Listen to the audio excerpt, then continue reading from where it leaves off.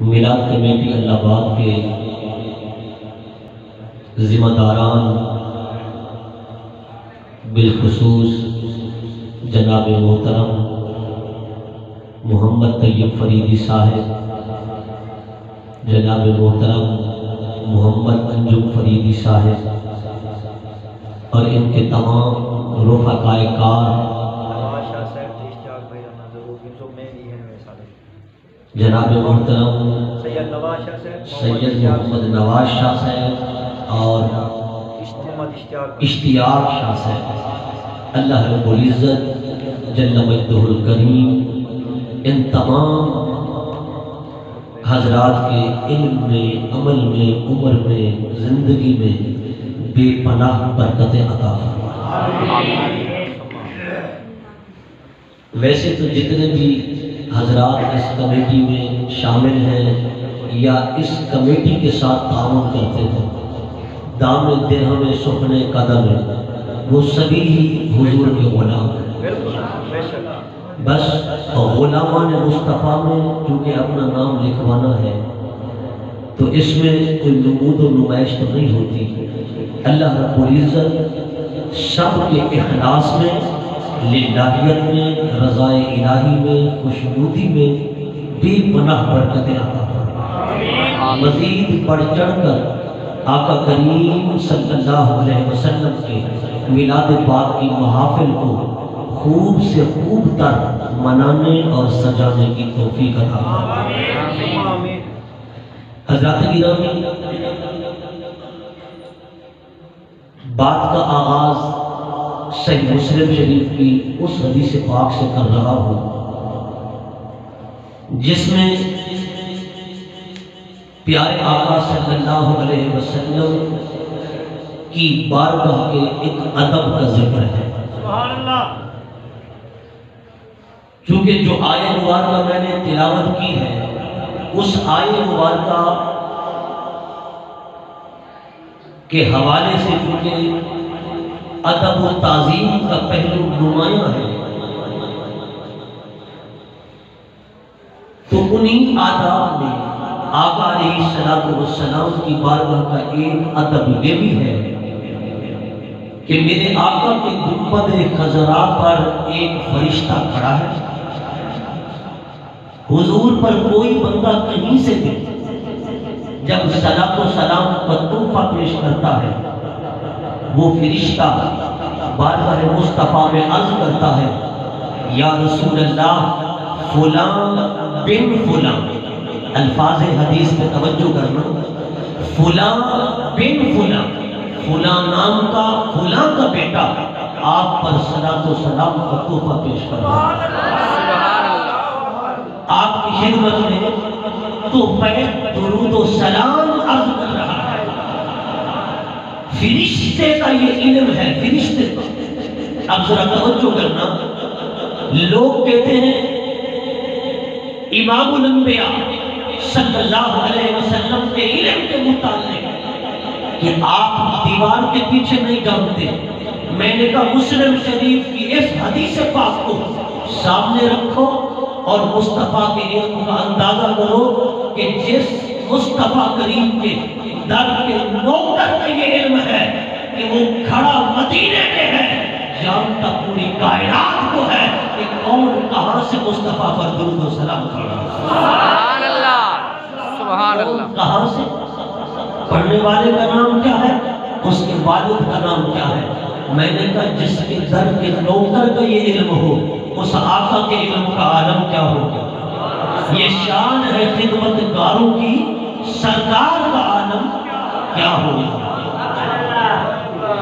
اللہ رب العزت قرآن مجید فرقان حمید میں ارشاد فرماتا ہے، یا ایھا الذین آمنوا، اے ایمان والو، یہ حضور کی امت کا تحفہ امتیاز ہے، تمغہ امتیاز ہے، یہ ستارہ امتیاز ہے۔ لوگ یہ تمغے، یہ ستارے، یہ ترے کسی اور سے لیتے ہیں، مگر اے حضور کی امت تم کتنا بڑی خوش نصیب امت ہو، حضور کا کلمہ پڑھا ہے، رب نے تمہیں یہ تمغہ امتیاز عطا فرمایا۔ اگر یہودیوں کو مخاطب کیا تو فرمایا یا ایھا الیہود، اگر نصارہ کو مخاطب کیا تو فرمایا یا ایھا النصارى، جب باری آئی حضور کی امت کی تو فرمایا یا ایھا الذین آمنوا، اے ایمان والے، اے ایمان والے۔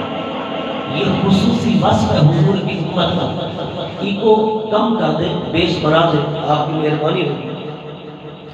یہ حضور کی امت کا ایک خصوصی وصف ہے کہ اللہ پاک نے آپ کی امت کو اہل ایمان کہہ کر پکارا ہے۔ اہل ایمان، اے ایمان والے۔ حضرات گرامی، آگے جو کچھ آ رہا ہے اس کا تقاضا یہ تھا کہ یہ حکم ایمان والوں کو دیا جائے اور یہ پیغام صرف مومنوں کو دیا جائے۔ آگے اللہ رب العزت فرماتا ہے اے ایمان والو لا تقولوا راعنا، میرے نبی کی بارگاہ میں راعنا نہ کہو، راعنا نہ کہو، وقولوا انظرنا، اور کہو انظرنا، اور کہو انظرنا، واسمعوا۔ پہلی بات تو یہ ہے کہ توجہ سے سنا دو سبحان اللہ، تاکہ دوبارہ کہلوانے کی باری نہ آئے، ضرورت ہی نہ پڑے۔ وَلِلْكَافِرِينَ عَذَابٌ أَلِيمٌ، اور فرما جو کافر ہیں ان کے لیے رب کا دردناک عذاب ہے، کافروں کے لیے رب کا دردناک عذاب ہے۔ حضرت گرامی، اس آیہ مبارکہ کا شان نزول یہ ہے کہ سرکار خطاب فرماتے صحابہ کرام علیہم الرضوان میں اگر کسی کو بات سمجھ نہ آتی تو وہ بارگاہ رسالت میں عرض کرتے یا رسول اللہ اس بات کو دوبارہ ارشاد فرما دے، دوبارہ ارشاد فرما دے، اور اس میں جملہ یہ عرض کرتے راعنا یا رسول اللہ ہماری رعایت کیجیے، ہماری رعایت کیجیے۔ اب یہودیوں نے چونکہ ان کی لغت کے اندر یہ لفظ کچھ زبان کو لچک دینے کے ساتھ استعمال ہوتا تھا جس میں اس لفظ کا معنی تبدیل ہو جاتا، مثلا وہ کہتے راعینا یا رسول اللہ، معاذ اللہ، نقل کفر نماشا، جس کا مطلب یہ تھا اے ہمارے چرواہے، معاذ اللہ۔ یہ سمجھانے کے لیے ایک بات ذکر کیا ہے، پھر شاید ذکر نہ کروں۔ صحابہ کہتے رائنا یا رسول اللہ، اے اللہ کے رسول ہماری رعایت کیجئے، اور یہودی زبانوں کو لچک دے کر نبی کی بے ادبی کرتے، توہین کرتے، تحقیر کرتے۔ اللہ رب العزت نے فرمایا حالانکہ یہ مرحلہ تھا، صحابہ نے جب اس بات کو دیکھ لیا تھا، صحابہ ہی کہتے نا، مگر صحابہ تو کہتے ہی تھے۔ اللہ رب العزت نے فرمایا اے میرے محبوب کے غلاموں، اے ابو بکر و عمر، اے عثمان و علی، اے میرے نبی کے غلاموں، تم مجھ پر پہل نہ کرو، بارگاہ مصطفیٰ کے ادب کی بات ہے۔ فرمایا یہ ادب نہ ابو بکر و عمر بتائے، نہ عثمان و علی بتائے، بارگاہ مصطفیٰ کا ادب میں خود خدا بتاؤں گا، میں خود خدا بتاؤں گا۔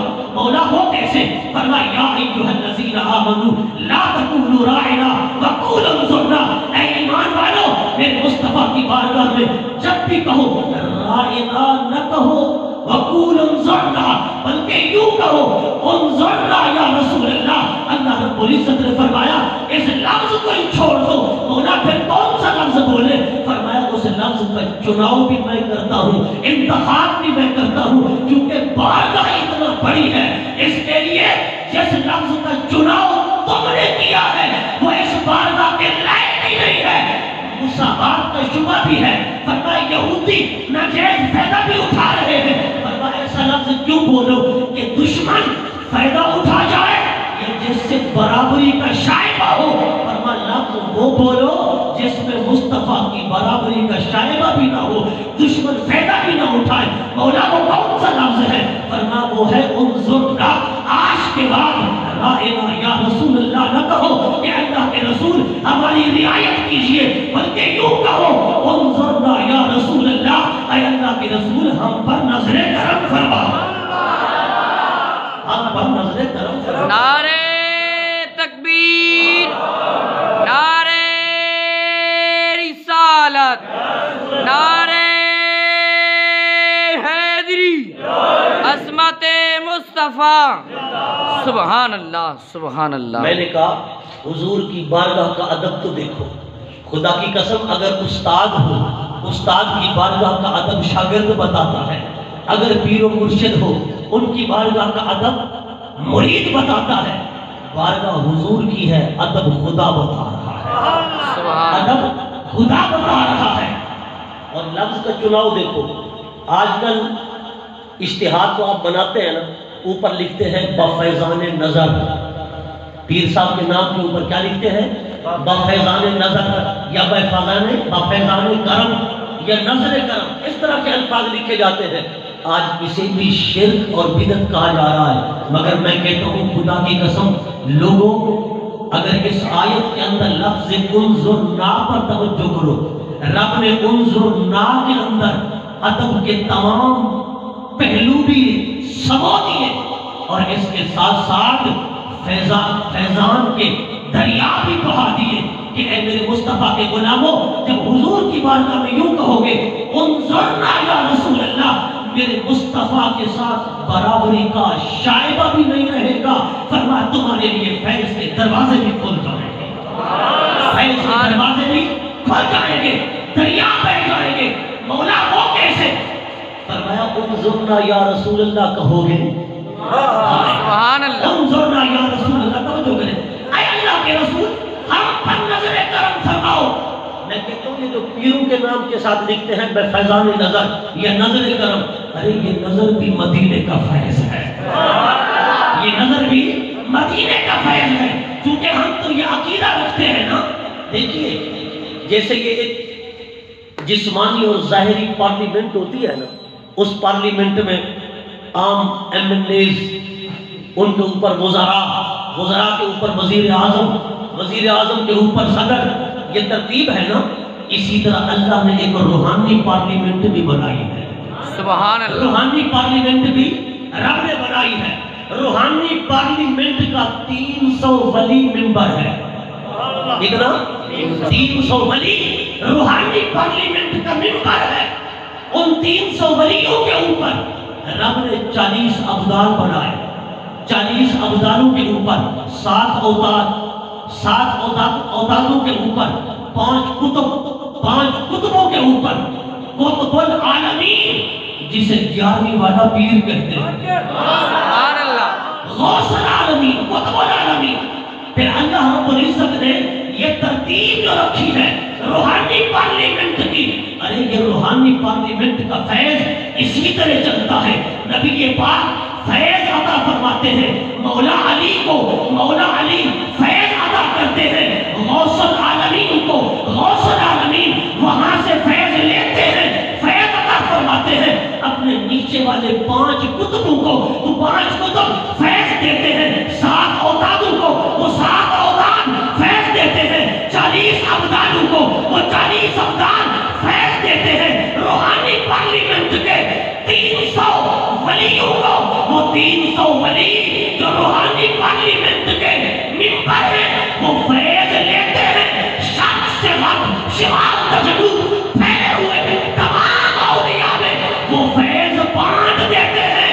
اور سنیو تمہیں مبارک ہو، ہم ولیوں کے ہاتھ میں ہاتھ دیتے ہیں، مدینے کا فیض لے کے چلے جاتے ہیں۔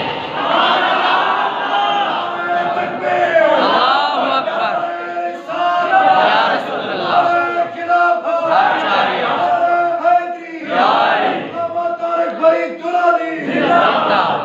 سبحان اللہ، سبحان اللہ، کچھ حضرات کی توجہ نہیں ہے، سبحان اللہ، توجہ فرمائیں، ذرا توجہ محبت سے بولیے ایک بار، سبحان اللہ، سبحان اللہ۔ یہ انظرنا کا فیض ہے۔ بے شک، لیکن ایک ہوتی ہے نظر لگ جانا، ایک ہے نظر پڑ جانا۔ نظر لگ جائے وہ اور چیز ہے، نظر جب پڑ جاتی ہے، شیخ کی نظر پڑ جائے، مدینے والے کی نظر پڑ گئی نا تو بلال حبشی کو کیا بنا دیا، سلمان فارسی کو کیا بنا دیا۔ अरे इब्ने मसूद को क्या बना दिया, अबू ज़र गफ़ारी को क्या बना दिया। ये मुस्तफा की नजर ही तो पड़ी ना कि अबू कुहाफा का बेटा वक्त का सिद्दीक़ अकबर बन गया।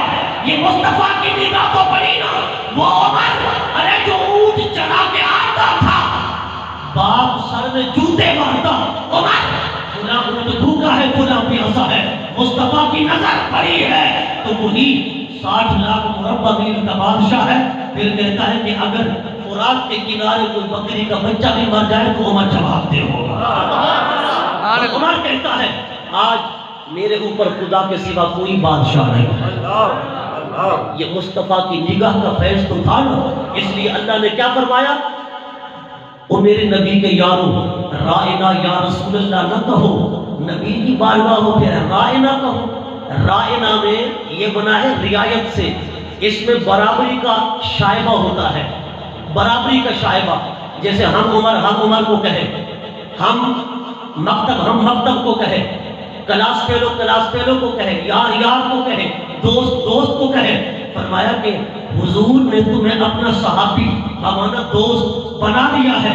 ये नबी की नजरी इनायत है कि सरकार तुम्हें अपना भाई कहे या अपना दोस्त फरमाए, मगर तुम जब बारगाह मुस्तफा में अर्ज करो ऐसे लफ्ज के साथ ना जिसमें बराबरी का शायबा हो, ऐसे लफ्ज का इंतखाब करो जिसमें मुस्तफा से छोटे बनकर फैज हासिल करो। सुभान अल्लाह, छोटे बनकर फैज हासिल करो। मौला को किस लफ्ज का इंतखाब करे, रब ने फरमाया तुमने नहीं करना, वो लफ्ज का इंतखाब, लफ्ज का चुनाव मैं करके देता हूँ। सुभान अल्लाह, सुभान अल्लाह। जरा मोहब्बत से बोले, जैसे माशाल्लाह तैयब भाई मोहब्बत से सुन रहे हैं और दाद दे रहे हैं, आप भी इसी तरह बोले ना माशाल्लाह। सुभान अल्लाह, बुलंद आवाज से बोलिए सुभान अल्लाह, सुभान। उन्जुरना या रसूल अल्लाह, ऐ अबू बकर उन्जुरना कहो, ऐ उमर उन्जुरना कहो, ऐ अली उन्जुरना कहो, ऐ उस्मान उन्जुरना कहो, हम पर नजरे करम फरमाइए, हुजूर की तवज्जो मांगो, सुभान अल्लाह, हुजूर की नजर मांगो। फरमाया कि ये कहोगे तो तुम्हें फैज मिलेगा, तुम्हें फैज मिलेगा। फरमा फैज लेने वाले बनो। देखें हुजूर की बारगाह का ये है अदब। अल्लाह रब्बुल इज्जत ने ऐसे लफ्ज के बोलने से भी रोक दिया जो मुंह में तहकीर था। क्या था? मुंह में तहकीर। क्योंकि यहूदियों के इस लफ्ज के बोलने से हुजूर की नामोस खतरे में पड़ रही थी। किसमें? क्योंकि मेरे नबी की नामोस जो है ना, नामोस रिसालत, इज्जत मुस्तफा, ये कायनात के माथे का झूमर है। नामोस रिसालत क्या है? कायनात के माथे का झूमर है, ये कौनैन के सर का ताज है। अगर हुजूर की नामोस खतरे में पड़ जाए और समझ लो कायनात खतरे में पड़ गई, सुभान अल्लाह, खतरे में पड़ गई। अगर हुजूर की नामोस खतरे में पड़ जाए समझो कायनात खतरे में पड़ गई। इसलिए रब ने फरमाया अदब सीखो, ताज़ीम करो। मौला वो कैसे करे? फरमा उन्जुरना या रसूल अल्लाह कहो। सुभान अल्लाह। देखिए साहबा कहते थे राइना, तो ये भाई यहूदी कहते थे राइना, ऐन को थोड़ा सा खींच कर लचक देकर राइना। साहबा कहते थे राइना। इमाम राजी फरमाते साहबा का लफ्ज बिल्कुल दुरुस्त था, ठीक था, अदब वाला था, लुगत के ऐन मुताबिक था, बिल्कुल ताज़ीम वाला, इहतराम वाला, तौक़ीर वाला। लेकिन रब ने ऐसा लफ्ज जो है तो ठीक, उस ठीक अल्लाह पाक फरमाता ना यहूदियों को कहो ऐन का ये लफ्ज ना बोले, मगर यहूदियों को नहीं रोका रब ने, दुश्मनों को नहीं रोका रब ने, किन को रोका? अपनों को। या अय्युहल्लज़ीना आमनू, ईमान वालों। क्या बात? हालांकि गलत लफ्ज सहाबा का नहीं था, गलत लफ्ज यहूदियों का था। रब ने रोका सहाबा को, लफ्ज भी इन्हीं का ठीक है, अगर तुम्हारे ठीक लफ्ज से दुश्मन नाजायज फायदा उठा रहा है तो फरमा वो लफ्ज बोलते क्यों हो? जो जू माना हो, जू चेहत हो, मोहतमल हो। फरमा जू माना लफ्ज, जू चेहत माना लफ्ज बोलो ही नहीं, लफ्ज वो बोलो। फरमा جس میں کسی غیر کو فائدہ اٹھانے کی گنجائش ہی نہ رہے۔ اب ذرا یہاں پر توجہ کرنا، رب نے محتمل ذو معنی لفظ بولنے سے روک دیا نا۔ آج اگر کوئی کہے، مفسرین فقہاء نے فرمایا، آج اگر کوئی کہے رائنا یا رسول اللہ، پھر اس سے وہ کہے میری مراد وہ والی نہیں تھی جو یہودیوں کی تھی، میری مراد وہ والی تھی جو صحابہ کی تھی، وہ بندہ بھی کافر ہو جائے گا۔ اس لیے کہ رائنا سے خدا نے روک دیا۔ اگرچہ لفظ ٹھیک ہے، درست ہے، معنی ٹھیک، مطلب ٹھیک، آئے سے لغت بالکل درست، مگر کوئی آج کہے اور کہے میری مراد صحابہ والی تھی، وہ بندہ کافر ہو جائے گا، خارج از اسلام ہو جائے گا۔ کیوں؟ رب نے جو فرما دیا لا تقولوا رائنا وقولوا انظرنا، یوں نہ کہو رائنا بلکہ کہو انظرنا۔ سبحان اللہ۔ انظرنا، رب نے جو لفظ دیا ہے وہ بولو، جس لفظ کا انتخاب رب نے کیا ہے وہ بولو۔ آج اس لفظ کا بولنا بھی کفر ہے، حالانکہ لفظ ٹھیک ہے۔ اب ذرا توجہ کرنا، حضرت سیدہ خاتون جنت سلام اللہ، یہ بات پہلے ذہن نشین فرما لیں، طیب بھائی یہ بات ذہن نشین فرما لیں سارے حضرات، کہ ذو معنی لفظ نبی پاک کی ذات کے لیے بولنا حرام ہے، بلکہ کفر ہے نا، کفر ہے۔ ذو معنی لفظ جس لفظ کے دو معنی ہوتے ہیں، ایک معنی ادب والا، ایک معنی توہین والا، ایسے لفظ کو بولو ہی نہیں، رب نے منع کر دیا، نبی کی شان کے لائق ہی نہیں ہے ایسا لفظ۔ حضرت سیدہ خاتون جنت سلام اللہ علیہا کے متعلق حضور نے فرمایا فاطمہ بدعۃ منی، فاطمہ میرے جگر کا ٹکڑا ہے۔ حضور نے فرمایا اور مقام پر فاطمہ میرے جسم کا حصہ ہے۔ اور مولا علی کے متعلق فرمایا لحمہ لحمی دمہ دمی جسمہ جسمی۔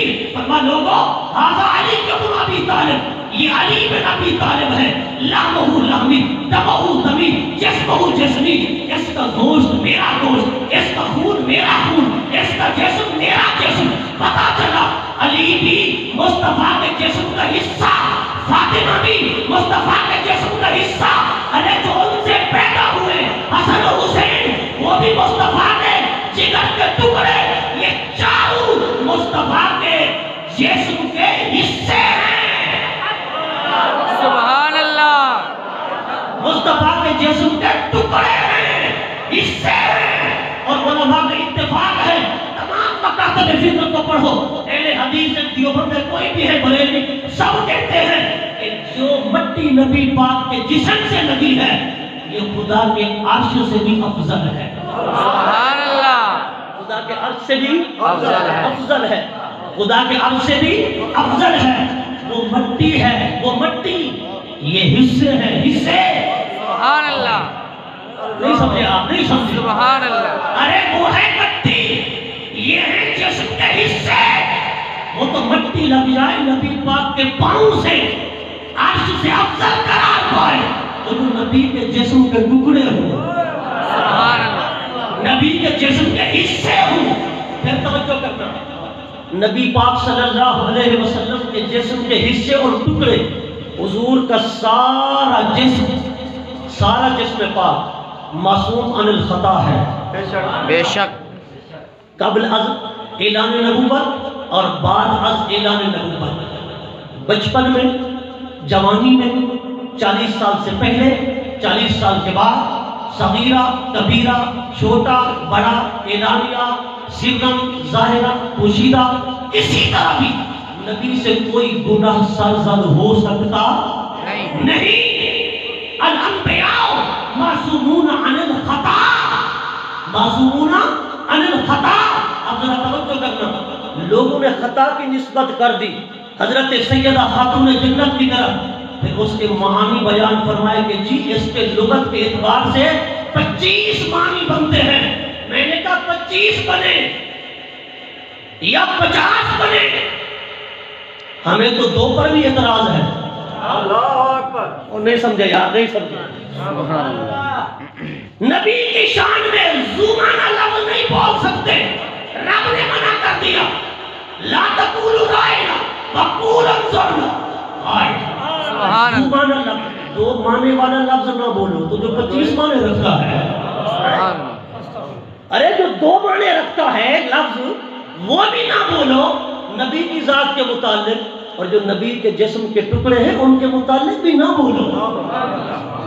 चाहे जाए कि वो लफ्ज बोला जाए जिसके 25 माने बनते हो, कहते जी खता का ये माना है, ये माना है, वो माना है, वो माना है, वो माना, 25 माने तो तबे लुगत से निकाल कर बयान कर दिए।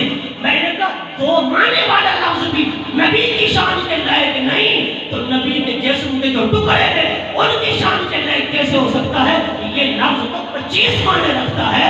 ये तो बतरीके औला मुस्तफा के लिए भी, मुस्तफा की आन के लिए भी नाजायज और हराम। सुभान अल्लाह। नारे तकबीर, नारे रिसालत, नारे हैदरी, शान मुस्तफा। इसलिए तो हुजूर ने फरमाया ना, हुब्बे अली है मेहरे नबी, हुब्बे नबी है मेहरे अली, मेहरे अली है हुब्बे नबी। लहमो का लहमी, जिस्मो का जिस्मी, फर्क नहीं माबैन पिया, फर्क नहीं माबैन पिया। अरे हुजूर ने तो इनको अपने जिस्म के टुकड़े कहा, वो अली, मगर खुदा की कसम देखे हैं जिस्म का टुकड़ा, अदब का ये आलम। हुजूर ने फरमा अली मेरा भाई है, हुजूर ने फरमाया अली मेरा भाई है, मगर पूरी जिंदगी मौला अली से जब भी इस्तिफसार हुआ मकाम सवाल में, अरे अली आप हुजूर के क्या लगते हैं? अली ने कभी ये नहीं कहा हम दोनों चचाजाद भाई हैं, हुजूर इब्ने अब्दुल्ला है, मैं इब्ने अबी तालिब हूँ और हुजूर ने मुझे अपना भाई बनाया है, मैं हुजूर का भाई हूँ, लिहाजा हुजूर और मैं भाई। अली ने पूरी जिंदगी नबी को अपना भाई नहीं कहा। अरे अली ने अदब से आशना कर दिया, अली ने एहतराम मुस्तफा बता दिया। और नादानो, मुस्तफा अगरचे चचाजाद भाई भी लगते हैं, मुझे अपना भाई भी बनाया, लेकिन अली की ज़बान पर मुस्तफा के लिए कभी भाई नहीं आया।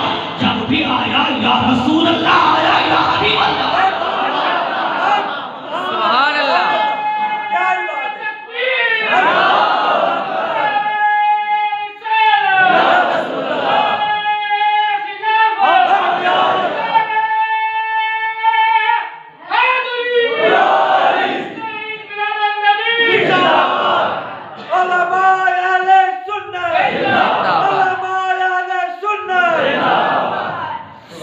कुछ भाई है ज़बान खामोश है, बड़े अफसोस से कहना पड़ता है ना बात पे सुभान अल्लाह ना नारे का जवाब। भाई आपकी मरहबा मरहबा मुस्तफा, मरहबा मरहबा आमदे मुस्तफा, मरहबा मरहबा सैयदी मुर्शदी, या नबी गुलाम है रसूल के गुलाम है, गुलाम ये रसूल में बात भी कबूल है, और इश्क मुस्तफा जिंदगी फजूल है।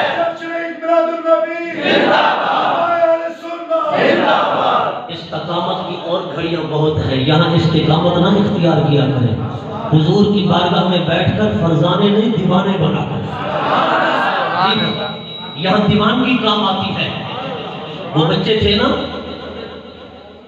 बहरैन के बच्चे गेंद खेल रहे थे, जब उनकी गेंद किसी पादरी के पास आ पड़ी तो वो लेने के लिए आए तो पादरी ने बुरा भला कहना शुरू कर दिया उन मुसलमान बच्चों को, हत्ता कि उसने नबी अलैहिस्सलाम की शान में भी नाज़ेबा कलमे बोल दिए। हुजूर की शान में नाज़ेबा कलमे बोलने की देर थी कि बच्चों के हाथ में जो डंडे थे ना, उन्होंने बस बगैर किसी ताखीर के उस पादरी पर बरसाना शुरू कर दिया। इतना मारा उस वक्त तक नहीं छोड़ा जब तक मौत के घाट नहीं उतार दिया। ये बच्चों का, मुसलमान बच्चों का माबराए अदालत फैसला था, दौरे फारूक आजम है। आपकी बारगाह में मुकदमा आया, हजरत उमर फारूक आजम ने खुशी का इजहार फरमाया। सहाबा कहते हैं खुदा की कसम इतना माल गनीमत के आने पर हुजूर हजरत उमर खुश न हुए जितना कि बच्चों के इस अमल पर खुश हुए। सुभान अल्लाह। تم نے غیرت ایمانی کا مظاہرہ کیا ہے۔ آج لوگ کہتے ہیں جی یہ بات وہ بات فلاں بات فلاں بات، کچھ نہ کچھ تو مسئلہ ہونی چاہیے۔ اور اسلام جب کلمہ پڑھاتا ہے پہلے سکھاتا ہی غیرت ہے، غیرت سکھاتا ہے، اس کے بعد دیکھنا پڑتا ہے، دیکھنا پڑتا ہے کہ کیا کرنا ہے، معاف کرنا ہے، چھوڑنا ہے، کیا کرنا ہے، پہلے غیرت ہے۔ حضرت صدیق اکبر سے بڑا تاجر کوئی نہیں ہوگا۔ جب عروہ بن مسعود ثقفی آیا حضور کی بارگاہ میں حدیبیہ کے مقام پر باتیں کرنے لگا، اور ایسے اس نے ہاتھ کیے اوپر بلند ہاتھ کر کے باتیں کرنے لگا۔ جب حضور کی داڑھی مبارک کے قریب اس کا ہاتھ پہنچا نا، ابھی ہاتھ پہنچا ہی نہیں تھا، ایسے اشارے کر رہا تھا۔ صدیق اکبر نے فرمایا خبردار، اب اگر تیرا ہاتھ اٹھا تو صدیق اکبر کی تلوار تیرے ہاتھ کو کاٹ دے گی۔ فرمایا ہاتھ نیچا کر، تجھے پتہ نہیں یہ کون سی بارگاہ ہے؟ میں نے کہا وہ صدیق اکبر، ارے جو دھیما بھی ہے، جو بزرگ بھی ہے، سبحان اللہ، رقیق القلب بھی ہے، نرم دل بھی ہے، وہ بڑے نرم بنتے ہو، بڑے نرم بنتے ہو۔ میں نے کہا صدیق اکبر تم سے زیادہ نرم ہوں گے، مگر ناموس رسالت کی بات آئی تو انہوں نے بھی فرمایا میرے نبی کی بیادبی کر رہا ہے، ہاتھ نیچے کر، ورنہ حضرت صدیق کی تلوار تیرے ہاتھ کو کاٹ ڈالے گا۔ سبحان اللہ، میں نے کہا سبحان اللہ، صدیق اکبر سے تم زیادہ نرم ہو۔ یہ حضرت ابوبکر صدیق۔ آج حضور کی بارگاہ کا ادب بڑے بڑے لوگوں میں نہیں رہا، اپنے آپ کو آدمی مبلغ کہنے والے،